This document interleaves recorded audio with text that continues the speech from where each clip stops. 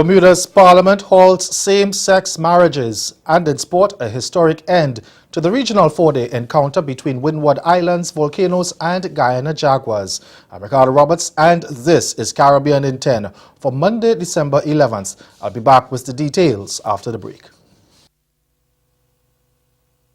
Did you know that a strategy has been developed to help improve the region's education and human resources?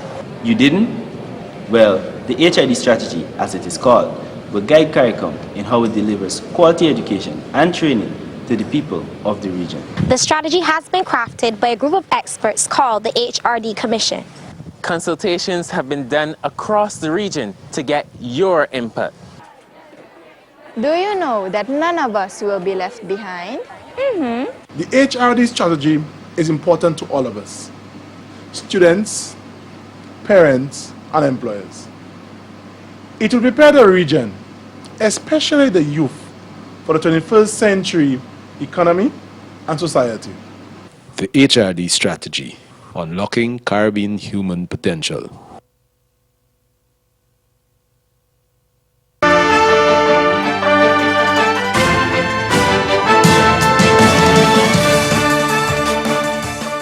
Six months after a high court ruling legalized same-sex marriage in Bermuda, the parliament has rolled back the decision.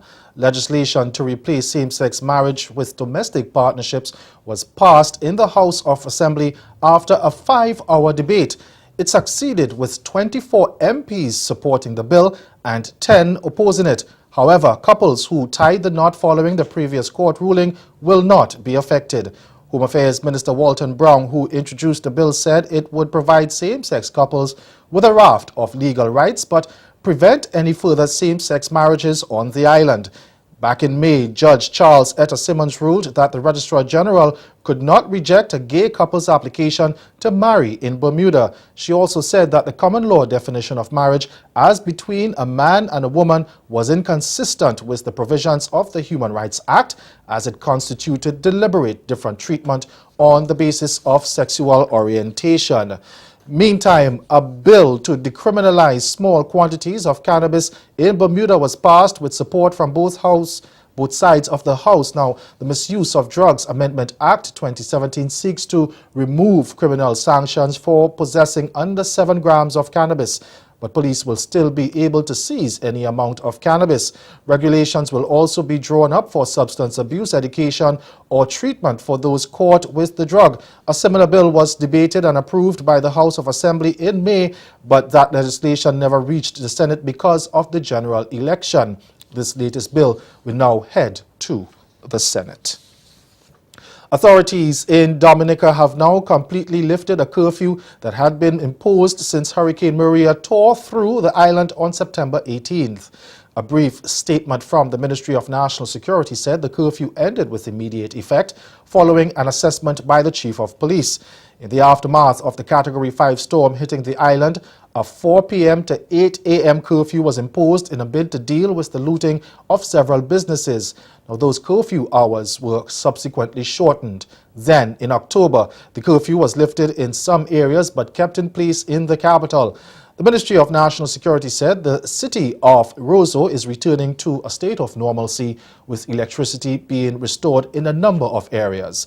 And it said that, bearing in mind it's now the Christmas season and there is need to create an environment that encourages economic activity.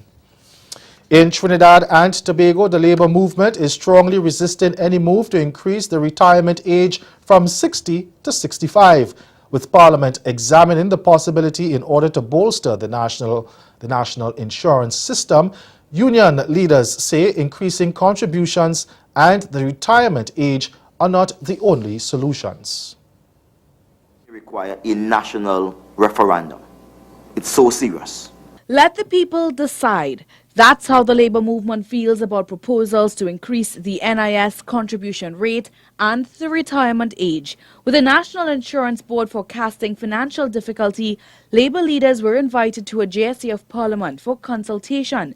But the OWTU says the idea is already being rejected by its members. We've had serious complaints about raising it to $500. But according to the Employers Consultative Association, the NIS structure was designed for gradual increases in both contributions and retirement age. However, NATUC's General Secretary pointed out that it has not been operating the way that it should. Too often, benefits increases are politically motivated. According to Michael Anisette, pension increases cost the NIB $10 billion between 2003 and 2016. He says decisions were made without consideration for NIB's revenues. That's why they are appealing to the Parliament to think beyond burdening employees. And that report from Ria Rambali of CNC3 News. Stay with us, your Midday Sport is next.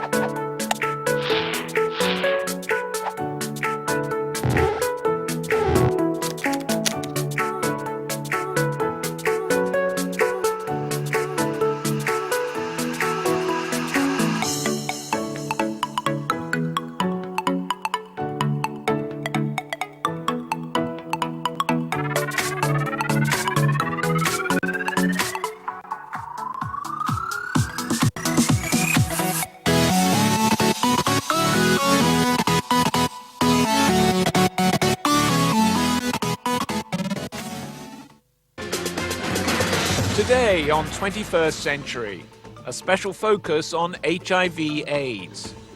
Where does the world stand on the epidemic? The AIDS activist who changed the world. And in South Africa, why young women are at greater risk than young men. The goal is to end the AIDS epidemic by 2030.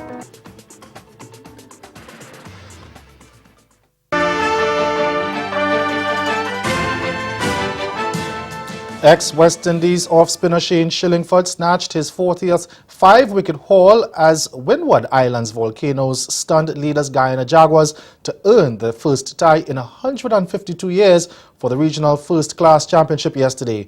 Resuming on 104 for 4 in pursuit of 164, Jaguars were dismissed with scores level to create a slice of history at the National Stadium. The odds at the start of the final day of the 6th round contest would have been on the 3-time defending champions, but Shillingford snapped up 5 for 47 to earn Volcanoes a share of the honours. Left-arm pacer DeLon Johnson, who grabbed 2 wickets the previous evening, ended with 3 for 45. Left-hander Vishal Singh, unbeaten on 48 at the start, carried Jaguars' hopes of victory, but he added just 8 before perishing in the 5th over of the morning LBW to Shillingford for a top score of 56.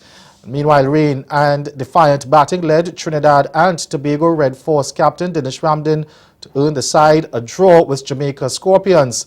Ramdin, unbeaten on 52, shared a crucial 5th wicket stand with Tion Webster that carried the Red Force to 162 for 6 when rain stopped play about 6 minutes after tea on the final day of their 6th round match at Sabina Park. Red Force starting the day still 271 in arrears were reeling on 62 for 4, but Webster came to the crease and shared 58 with Ramdin to stem the fall of wickets before he was stumped off-leg spinner Damian Jacobs for 30. Ramdin was also involved in another defiant stand with veteran Imran Khan that had yielded 40 when the rain came off and saved the Red Force from defeat. The result meant that Scorpions, starting the match in 3rd on 55 points, gained 12.6 points. That's Caribbean in 10.